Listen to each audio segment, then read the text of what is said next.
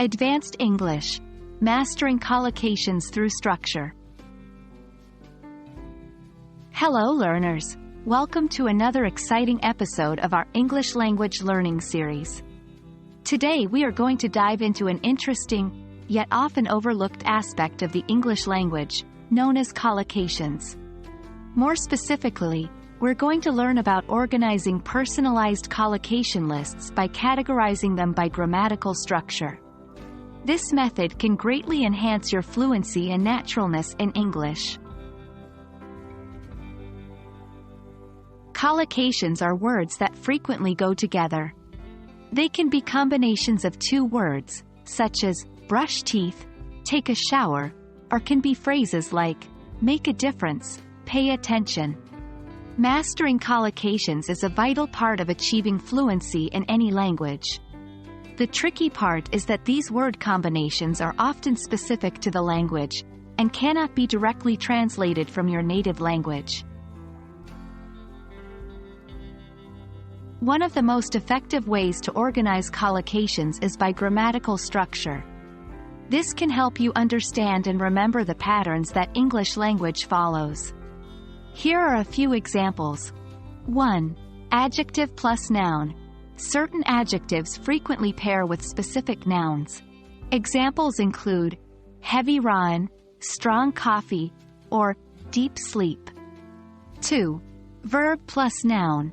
Examples are take a shower, do homework, make a mistake. 3. Verb plus preposition. Collocations such as agree with, belong to, depend on, fall into this category. 4. Noun plus noun. Certain nouns often come together to form collocations, like bowl of soup, bar of chocolate, or piece of advice. These are just a few examples. There are many more grammatical structures where collocations can occur. Personalized collocation lists are lists of collocations that are relevant to your interests, studies, work, or daily life. These lists can be very beneficial because they contain words that you'll likely use often. Start by choosing a topic that interests you. For example, if you're a music lover, you might want to start with collocations related to music like play an instrument, hit a note, or compose a melody.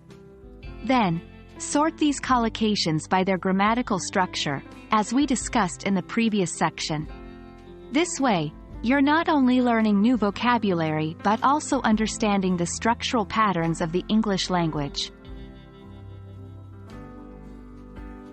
That's all for today, learners. I hope this video has been helpful in understanding how to categorize and learn collocations based on grammatical structure.